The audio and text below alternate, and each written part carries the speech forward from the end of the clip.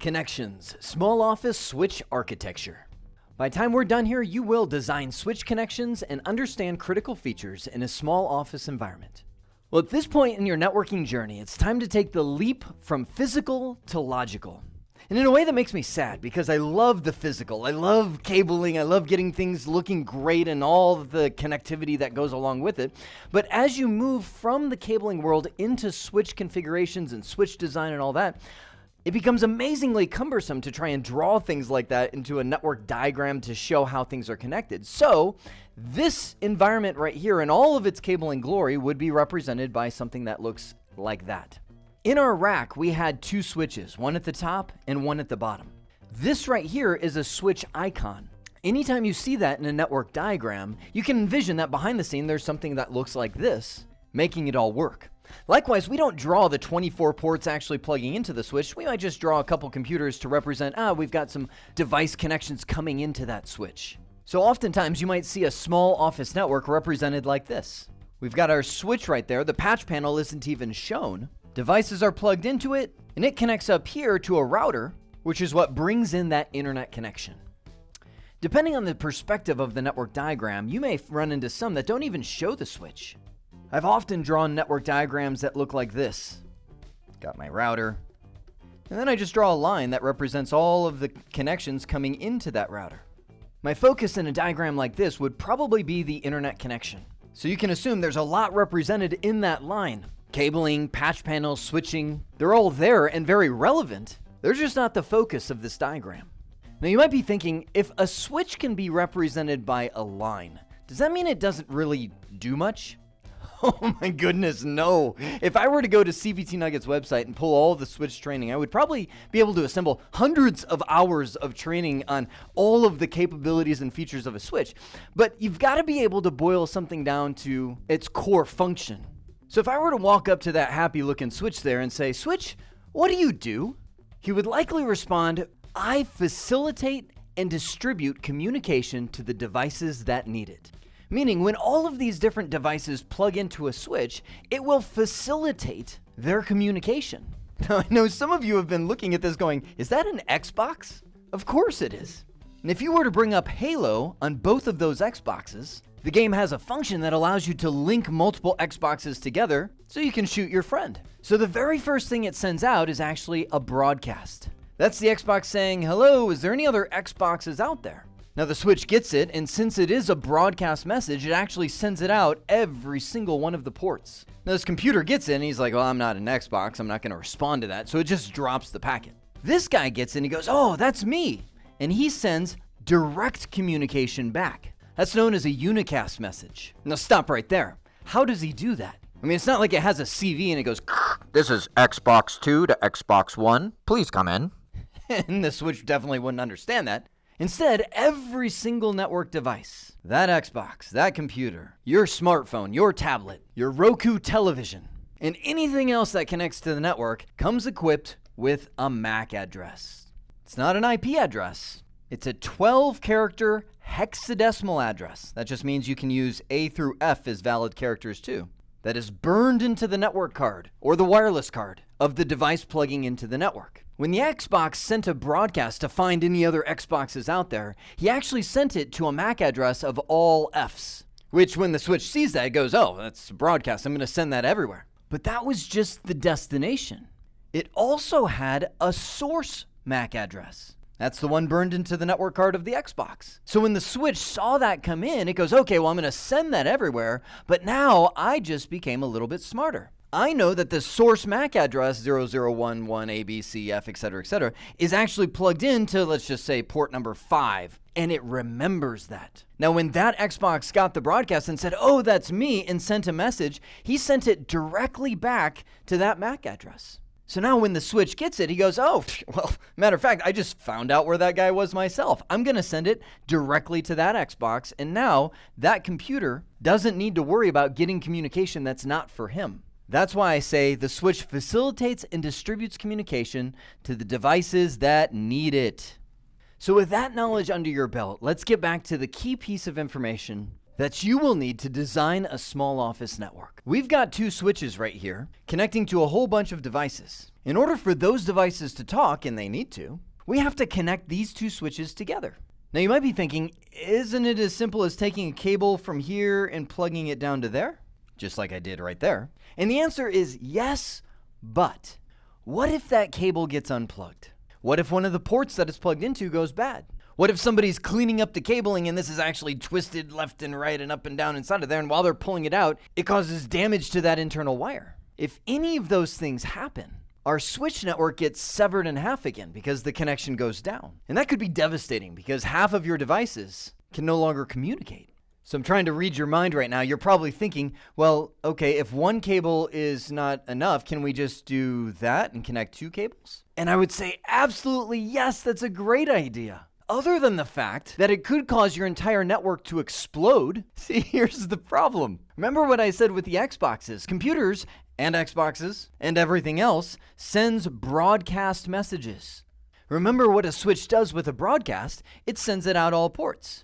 So that means this switch would receive that and cycle that right back around there and cycle that back right around there. And that would come up and cycle back around here and cycle right around here. That's actually known as a broadcast storm. The end result is it's likely going to take down your entire network because it starts looping around so fast that the processor on the switch and all the devices plugged into that switch pegs out at 100% and all the normal functions don't work. This is a really bad day in the office where everything goes down. Now, thankfully, very brilliant people saw this coming and created 2 different options to connect switches in this kind of environment. Spanning tree or link aggregation, also known as ether channel. The whole purpose of spanning tree is to detect loops like this in the system and stop it. The way it does that is every one of these switches send these little packets known as BPDUs. If you're an acronym junkie, you'd probably want to know that stands for Bridge Protocol Data Unit, but no one will ask you that. So these BPDUs go out once every 2 seconds, and they are sent out every single one of the ports. So it comes down here and goes to every single one of these devices who just ignore it, but it then comes back up here, and this switch goes, whoa, wait a sec, I just got my BPDU packet back. Because inside of that BPDU, it's like a little envelope, is the identity of that switch. So when it sees its own identity being sent back, it goes, oh, there's a loop in the network. I sent it out that port and it came back in that port. So what spanning tree does is disable one of those connections. Now it continues to send those BPDUs once every 2 seconds. So if it ever sees something bad happen to this connection, it goes, oh no, man down, and it unblocks that other link. That way you get the redundancy in place without the risk of a broadcast storm. On almost every real switch, and when I say real, I mean name brand. Things like Cisco, Juniper, Extreme, HP, Unify. And I'll start writing really small Netgear and even smaller D-Link and everything else underneath that. Now, I'm not saying that those guys don't have spanning tree, but I'm not saying that they do. The cheaper the switch is, the less chance it's considered a managed switch, which means you and I can get in and configure it.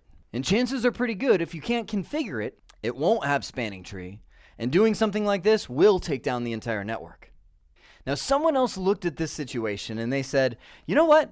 This is cool. Spanning tree keeps our network from going down, but wouldn't it be even awesomer if instead of blocking that guy, we could bundle him, meaning combine the bandwidth of those 2 links together, but add enough intelligence that they act as one connection. If a broadcast comes down, we're not going to have that same issue where it loops back around. Now, in some parts of the world, they call that link aggregation. But in 98.9% of the rest of the world, it's actually called link aggregation because only 1% of the people would spell it wrong. Link aggregation is a technology that actually goes through switches. There's even servers that you can take multiple links together and bundle them up. There's all kinds of devices that support it. And its goal is to deliver more bandwidth to that device. Truth be told, with link aggregation and also ether channel is just Cisco's name for it, and since Cisco is so massive in the networking space, you'll hear that word just as common. Those 2 technologies, which really are the same thing, can bundle up to 8 links into a single circuit. And that's pretty awesome. Because think about this as well. If you've got 48 computers up here and 48 computers down here, and every single one of them has a 1 gigabit per second connection, then they could easily overrun one of those links and cause it to be a bottleneck if there was a lot of communication going between the two switches. So link aggregation and Ether channel give us not only redundancy, but more bandwidth. So understanding the functions of spanning tree and link aggregation is critical when you've got enough ports to push you beyond a single switch in the wiring closet. Now, one thing you may find happen over time is little switches like this start showing up in people's cubicles. They may be looking to add a few more ports for a couple desktop devices they have there, or maybe an IP phone, or even laptops, because often wired connections are going to be more reliable than wireless. Now, where do these fit into the switch design model? Hey, I've got a ticket here that you've got some network connectivity challenge. What is that? No.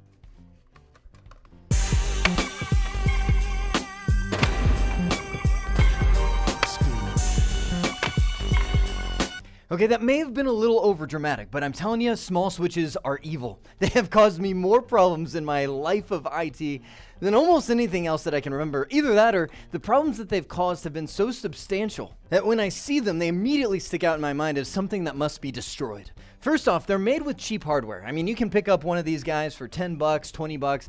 They break all the time. The smallest amount of impact that they have is the additional points of failure that they have in the employee space, meaning you're left roaming around different spaces. Hey, the printer is down in copy room 5, and you have to go in there and you're digging under a shelf where you find one of these things stuffed underneath it. And it's either unplugged, which is probably most of the time somebody just accidentally unplugged the device or plugged in a laminating machine or something and had to pull one of the plugs, and that one looked just as good. So it causes an outage. It causes you to have to make a trip to that center. It causes IT resource operating expense to increase. Anything like this that you put into a user space is going to get shoved into a corner and neglected, and nobody even remembers what that giant brick on the power supply is. I am convinced that the people who created these things designed them to cause network chaos, meaning when they go bad, they go into spaz mode. It's bad enough if they just die, but some of them will just start spewing tons of network traffic, like something goes berserk in them, and all of a sudden all of your communication around the network just slows down, or you get errors showing up on ports and ports disabling themselves on your real switches because they see all of these errors coming in.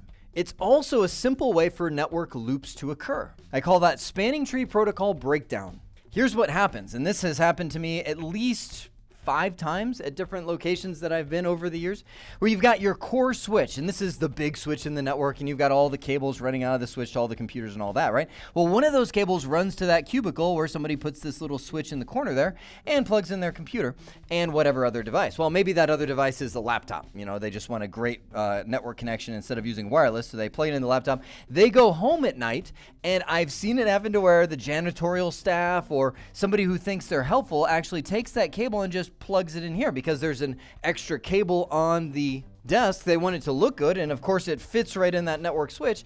Well, you just caused a loop in the network that spanning tree can't stop. See, there's one switch in the spanning tree network, and I'm getting a little deeper than we need to, but it's known as the root bridge, and it never blocks any ports. It's the center of the network. If you connect one of these switches like this to the root bridge and loop a cable, you will take down the entire network. You'll just have this constant broadcast storm flowing through that cubicle until somebody identifies it, and the whole network just slows down. Now, it doesn't crash because that little switch in the cubicle is small enough that it can't spew enough broadcast storm traffic to take down the whole thing, but it can definitely slow things down. So all of a sudden, your network slows down, and it continues that way for what? Days? Weeks? Years? I've seen it happen where I've walked into a network where they're like, it just has never performed the way we think it should. And you do a little analysis and you find that little switch shoved under a desk somewhere that somebody forgot about long ago, causing a loop. So how do we get rid of those small switches? We run cable. These are pictures of wall jacks. These Keystone jacks support 2 ports, 4 ports, 6 ports, 8 ports. And if you've got a cubicle that needs more than 8 ports, then by golly, do something like this. Set up a small little enclosed cabinet and put some real switches in there that support spanning tree. Now, at the beginning of this nugget, I said that you will design switch connections and understand critical features in a small office environment. Here's how I'd like to prove it. Read through the following scenario, sketch a basic network diagram showing the switch connections that will accommodate the situation presented. Here's the scenario. Let's read through it together. You are consulting for a furniture repair shop in a leased office building complex. One of the leased suites acts as the storefront, which houses a few desktop workstations and relies heavily on mobile devices like tablets for salespeople walking around. Roughly 30 network ports are needed. The second suite acts as the warehouse and holds the Windows SQL database that stores all of the information of the furniture repair shop, Active Directory servers, and the workbenches where you have many workstations, one check-in tablet per station where people doing work can check in. And the warehouse hosts the internet routers, which has a primary and backup connection. So think of two routers coming in. You've got your primary internet connection and your backup internet connection that feeds into switches that might be in place there. Roughly 100 network ports are needed in the warehouse. So sketch the network infrastructure on the floor plan, identifying where the switches should go and the cables that should be installed to connect them. Here's the floor plan of the furniture repair shop. Right here in the blue is the warehouse area. So this is where those 100 network drops are going to be needed. And over there in the upper right is the MDF. That's going to be where the two internet routers come in. You've got the redundant connections coming in there, and those connect to your switch or switches, however you decide to design this. Now up here is the showroom, a separate office suite. Notice we've got a little IDF there that will house the connections coming in from the showroom and maybe wireless and everything else. That's your job. I want you to design this network. What do I mean by that? Show how many switches are needed for this environment and where are they going to go? I want you to show the connections. No, you don't have to draw all 100 ports and 30 ports in the showroom. Just show the switch connections. Show maybe where a couple of the drops would be. But most importantly, show me how the switches are going to be connected. What switches are going to be connected to what? How many cables are you going to use? That's why I put these little boxes here. No, don't go drawing on your screen. This is just a sample of what I want you to do on your piece of paper. The last thing I want you to write in here is the technology. We talked about two key things in here, spanning tree protocol and lag ports. Are you planning to use either of those features? Where would you put them? At this point, I would really say give a quick yes or no, because we haven't really gone into the depth of either of these technologies. You just know what they are. So will you use them? And the big question is why? What will those features do for you in this environment once you've sketched out the connections between the switches? And I have a surprise for you. I'm not going to give you the answer. Here's what I want you to do. I want you to go to Twitter. If you don't have an account, sign up for one. And I want you to make a digital copy of your design. I don't care if you hand draw it and scan it or take a picture of it with your cell phone, or if you do something in PowerPoint.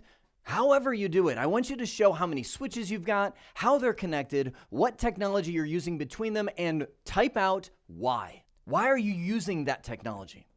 Then come on over to Twitter. This is what Twitter looks like for you non-Twitter folks. And come into this what is happening section, and I want you to put @CBT Nuggets. That's them right there. And if you want to include me, there's my little handle @Cioara Jeremy. That's fine. And I want you to paste in. Here's a little ad photo or video. You can do it straight from your cell phone or whatever you want to do. I'll just grab this image right here, which is a beautiful picture of a rack. And I'll include myself. And as a comment, just put IT expertise, small office switch design. Just like that. So we know what it is. And tweet away like that. Now, I'm not saying you're going to get a free consultation out of this, but I'll probably see it, and potentially tens of thousands of other people would too. And somewhere between us all, one of us should give you a thumbs up, yeah, you're going in the right direction, or you might tweak this, or have you thought about doing it this way, and get you on the right track.